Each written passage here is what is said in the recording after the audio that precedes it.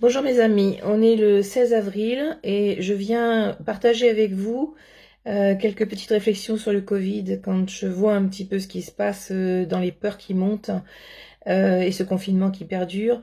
J'aimerais vous amener à réfléchir un petit peu à la cause et le but en fait de ce coronavirus. Donc, par rapport à mes consultants, bon, évidemment, dans mes consultations, j'en parle à tout le monde, mais donc je vais élargir un petit peu le champ d'information en fait, donc et de récepteurs de cette information-là. Donc, ce coronavirus qui porte le nom de couronne, il a une symbolique triple. Donc, la couronne, c'est le chakra 7. Donc, le chakra couronne est le chakra donc de notre spiritualité. Donc, c'est aussi un signe de rappel à la spiritualité. La deuxième symbolique de cette couronne, c'est la couronne d'épines du Christ. On était sur la période de Pâques, donc c'est bien lui qui porte une couronne difficile à porter et avec des souffrances. Et la troisième couronne, c'est celle de Marie avec les 12 étoiles de sa couronne, qui figure en fait le drapeau européen, puisque le drapeau européen a été conçu sur la symbolique des racines chrétiennes de l'Europe. Donc c'est bien la couronne des 12 étoiles, plus le fond bleu du voile de Marie. Donc on est en période de Pâques, on vient de passer Pâques, et Pâques est un passage. C'est un passage de la vie à la mort et de la mort à la résurrection. Donc il y a une transformation profonde, ce qui n'était plus revit. Et il y a même une notion d'ascension, puisque le Christ est ascensionné après sa résurrection. Donc la symbolique de la résurrection, c'est aussi, on est face où on recommence, c'est un reset, hein, c'est une mise à jour, c'est-à-dire que je remets tout au point zéro. Et en même temps, c'est la rémission des péchés, puisque la crucifixion a eu lieu pour la rémission des péchés et des fautes donc commises par l'humanité. Donc il y a une notion de rédemption. Toujours sur le principe de la couronne, le fameux remède miracle du professeur Raoult, c'est la chloroquine. Mais il y a des Canadiens qui ont organisé une radio québécoise, et donc ils prononcent ce nom chloroquine. Donc on a toujours, de façon assez humoristique, la notion de reine. Et alors le chlore, donc le chlore c'est quelque chose d'invisible mais qui sent très fort. Et je vous rappelle que un des symptômes en fait du coronavirus, c'est l'absence, la perte de la sensation de l'odorat ainsi que le goût. Bien. Quant au nom, le nom coronavirus. Alors, on peut jouer avec les lettres, hein. Donc si vous inversez les lettres et si vous déplacez deux lettres du mot, donc à l'envers, ça fait survie à nos corps. Je répète, survie à nos corps. Donc vous savez qu'on a un corps physique, mais qu'on a des corps éthériques qui peuvent être autant pollués que notre corps physique, selon ce que nous avons vécu, selon ce que nous subissons de nos environnements qui sont très perturbés. Donc survie à nos corps, c'est quand même intéressant. Ensuite, il y a la notion de Covid-19. Le terme est très très parlant. Covid, si on démonte un petit peu le mot, c'est on vide ensemble. D'accord? Covid, on vide ensemble. Donc ceux qui vident ensemble disent neuf. Donc ceux qui vident ensemble disent du neuf, font du neuf. Et si on veut encore jouer avec les mots, virus, si on fait du franglais, ça fait vire-us. Nous nous virons ensemble. On se vire ensemble, par nous-mêmes. Alors il y a des gens aussi, j'ai vu passer une information il n'y a pas longtemps, de personnes qui se sont investies dans la numérologie, donc ils ont décrypté Corona. Corona, c'est 6 lettres. Mais si vous calculez la numérologie de Corona, c'est-à-dire le C qui est la 3e lettre, le O qui est la 15e, et ainsi de suite, si vous additionnez tout, ça fait 66. Donc on arrive en fait à un nombre entre le nom et ses lettres de 666. Alors, bon, c'est un petit peu diabolique, hein, 666, c'est un peu maléfique, mais le 6 en numérologie, c'est très beau, hein, c'est l'ouverture du cœur, hein, c'est l'altruisme, c'est tout ce qui concerne le cœur. Et si vous inversez ces 3 6, ça fait 999. En numérologie, c'est la fin de cycle. Le 9 est la fin du cycle de 9 années.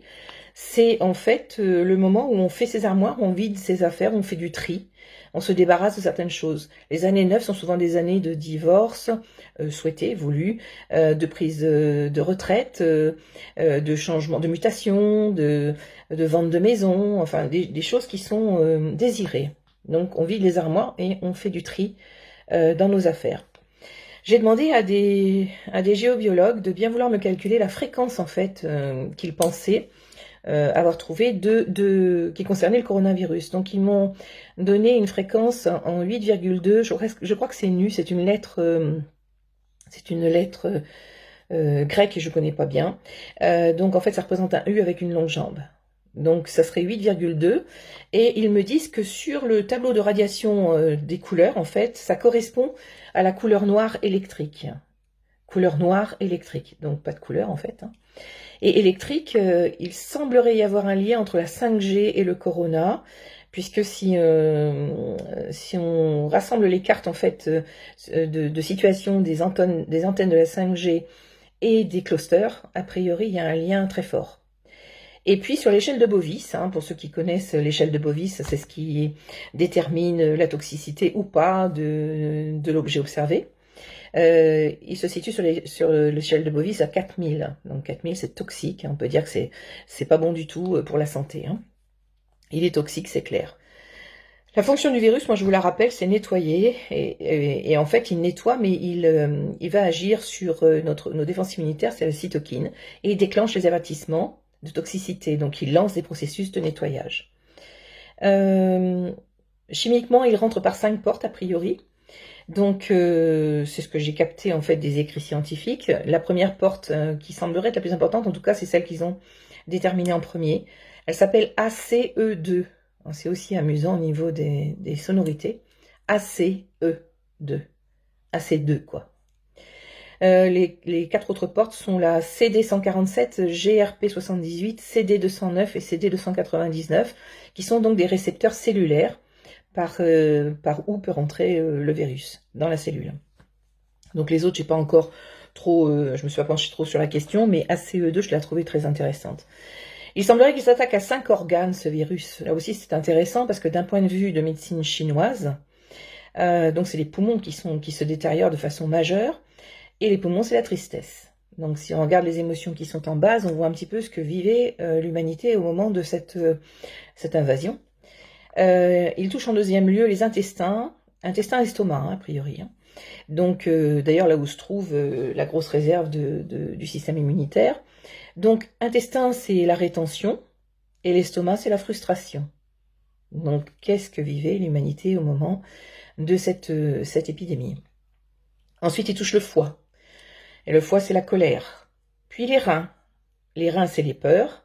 Mais il touche aussi le cerveau et son système nerveux central, puisqu'il touche les organes d'essence, certains organes d'essence. Et en fait, bien ça, le cerveau et le système nerveux central, c'est le volant et la direction de notre corps et de notre vie. Mais son conducteur, et c'est ça qui est le plus important à mon sens, c'est le sang. La symbolique du sang, c'est le clan et la famille. Mais c'est aussi la symbolique du sang du Christ qui a été versé en rémission des fautes de l'humanité. Le sang, c'est la vie. Donc le clan, la famille, bien, on est confiné, on est enfermé en famille. C'est aussi reprendre les valeurs des relations intrafamiliales. Et le sang, en fait, il est important parce que c'est lui qui véhicule certainement le virus dans le corps, mais aussi il est porteur, il oxygène en fait les organes, il porte l'oxygène. Donc de plus en plus, on se demande si c'est pas plutôt le sang qu'il faut traiter avant de traiter les poumons et le reste, parce que il semblerait que le sang, en fait, s'asphyxie et vient asphyxier les organes. Donc ils sont encore en phase de recherche, mais c'est ce que j'ai cru lire. Donc je reviens sur le fait que tout ça, ça représente un peu un reset, une mise à jour pour l'humanité. Il y a des révélations qui vont se faire, des vérités qui vont apparaître. Donc je reviens sur les cytokines qui sont donc comment je pourrais dire ça, les guerriers en fait de nos défenses immunitaires, donc qui viennent de partout dans le corps. Donc ça les réveille, en fait elles se réveillent, mais n'ont pas trouvé la virgule. C'est-à-dire qu'en fait la problématique c'est qu'elles vont tellement batailler qu'elles finissent par détruire même les tissus sains.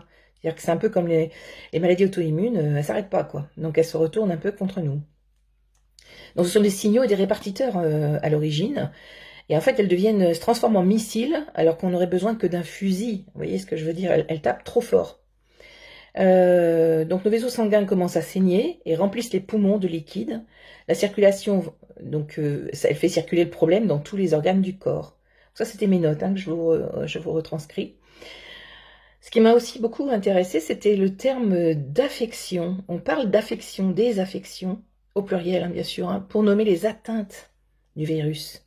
C'est quand même amusant qu'on emploie le mot affection. Alors moi j'ai quelques petites idées que j'ai glanées de ci, de là, pour pouvoir aider les gens, pour faire une première thérapeutique en médecine douce en fait, si vous voulez. Donc en homéopathie, les grandes épidémies historiques ont été traitées en base surtout avec gelzénium. Gelzénium en 30 CH, donc c'est bien en préventif et en curatif. Une base, 3 granules par jour, voilà, tout le temps de cette épidémie. Il y avait gelzénium, il y a bryonia, de la même façon, 30 CH, parce que je pense que c'est quelque chose d'un peu ancestral. C'est les grandes peurs ancestrales de la maladie, de la peste, du typhus, et j'en passe, c'est des meilleurs. Et puis la troisième, c'est hépatorium, parce que hépatorium, c'est surtout contre le typhus, en fait. Ça traite du typhus. Donc les trois sont très bien. Hépatorium, je répète, bryonia et gelzénium. Ensuite, il y a plusieurs protocoles. Alors, on a aussi les vitamines. Donc, il est conseillé de prendre de la vitamine C, de la vitamine D et du zinc surtout. C'est ce qui permettra justement de remonter au niveau oxygène, et puis de prévenir en fait les atteintes au sang. En biorésonance, donc avec le travail qui se fait par biorésonance, vous savez, les fréquences qu'on renvoie au corps, ce que je fais couramment dans mes séances en quantique, on a la fréquence inverse du coronavirus, donc fréquence inverse du coronavirus. Donc on renvoie cette fréquence pour détruire, en fait c'est de l'antipoison. Moi, je travaille aussi avec ça. S'il y a des gens que ça intéresse, vous pourrez me contacter en message privé. Fréquence inverse. J'ai mis au point aussi une phrase que je vais vous donner là tout à l'heure, à la fin de ma vidéo. Vous pourrez toujours l'utiliser déjà, parce que le mot est une arme. Avec un mot, on détruit des gens. En humiliant tous les jours quelqu'un, on peut le détruire complètement psychologiquement. Mais vous savez que les mots aussi guérissent, puisque les guérisseurs emploient des prières, donc c'est bien des mots. Ça a une puissance, ça a une force, et ça vient impacter les cellules. Donc il est bon de prononcer cette phrase, non pas comme un mantra, c'est-à-dire sans arrêt, mais au moins une fois tous les jours, parce que ça conditionne en fait mes choix. Et ça permet à ma matrice, en fait, tout l'ensemble de ce que je suis, de se caler sur une décision, sur un plan, sur un objectif. Et honnêtement, ça met les choses en route. Donc je vous donnerai ça tout à l'heure, je vais vous la dire tranquillement. Il y a une méditation aussi que je ferai passer ultérieurement, ça fera l'objet d'une autre vidéo. On la fera ensemble, cette méditation, pour demander au virus en fait de repartir d'où il vient. Et puis il y a aussi un protocole qui est le protocole de Marie, le protocole des 12 étoiles. Donc ça c'est pareil, je vous proposerai des séances comme ça par vidéo, en live, pour ceux qui seront intéressés. Donc j'ai une chaîne YouTube, je pense que je le ferai sur la chaîne YouTube. Donc c'est serenissima.vita.com, serenissima.vita.com. Donc la chaîne YouTube c'est Serenissima, et mon site est serennissimavita.com. Donc on travaillera par rapport à ça. Je vous proposerai volontiers des séances de groupe sur des thèmes bien spécifiques le mercredi. Je pense à 14h, vous pourrez me contacter pour me dire quelle est la meilleure heure que vous... Et puis je ferai un tri dans les messages, et j'essaierai de prendre celle qui convient le mieux. Je pensais 14h le mercredi. Donc je démarrerai la première session mercredi 22, c'est la semaine prochaine, à 14h. Donc on sera en live. Je travaillerai probablement donc sur les peurs. Donc on fera un travail de groupe. Et puis, je vous donnerai plusieurs petites corrections à faire pour améliorer votre état général, et pour que ces peurs, en fait, se régulent, ne deviennent pas un empêchement général dans votre vie, et ni nocives. Donc, on travaillera sur les peurs, et je vous donnerai des marches à suivre pour ceux que ça intéresse. Je prendrai en ligne s'il y a des personnes qui seront sur le live et qui me posent des questions. Je pourrai comme ça essayer d'aider ponctuellement telle ou telle personne à qui j'adresserai une correction ponctuelle sur 2-3 personnes. On verra, je ne sais pas si le live durera 1 heure ou moins, on verra, c'est une grande première pour moi, je me lance. Hein.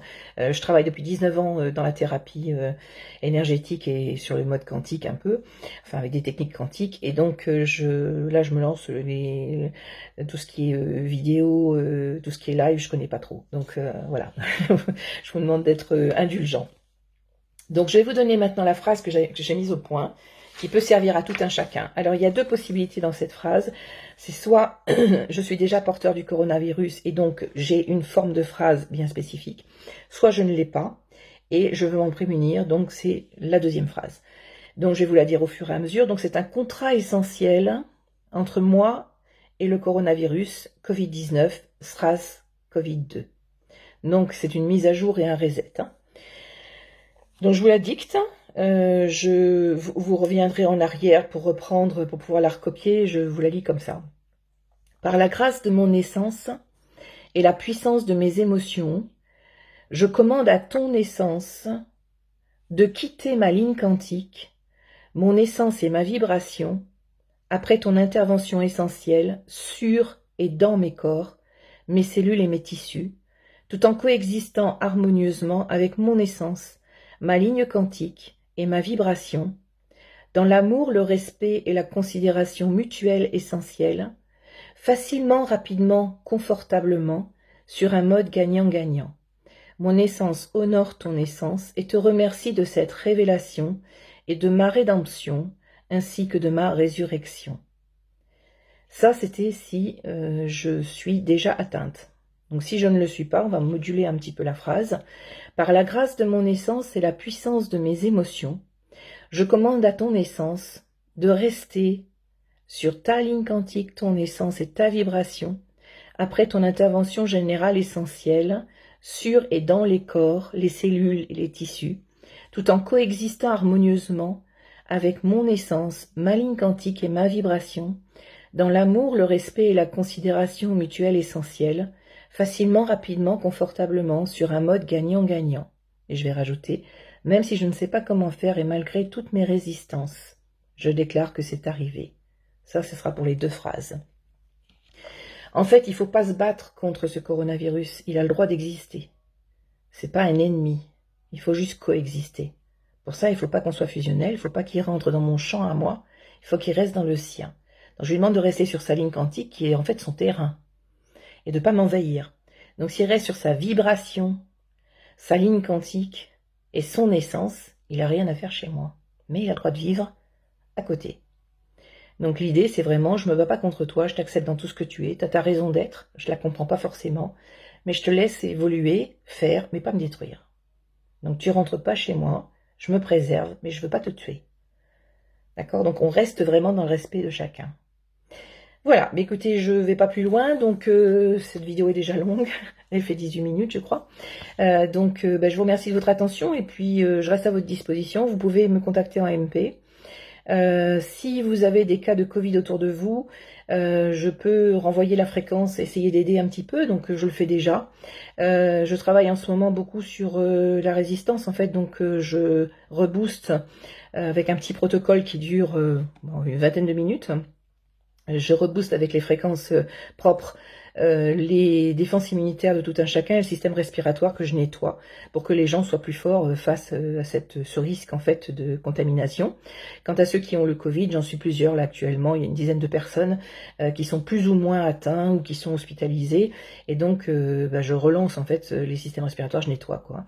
Donc et puis je pense qu'il faut surtout, c'est bien gentil de nettoyer les cellules et la matière et les tissus, mais il faut surtout aller voir pourquoi en fait j'ai pu contracter le Covid, quelle est l'émotion qui a permis de rentrer, parce que c'est souvent ça.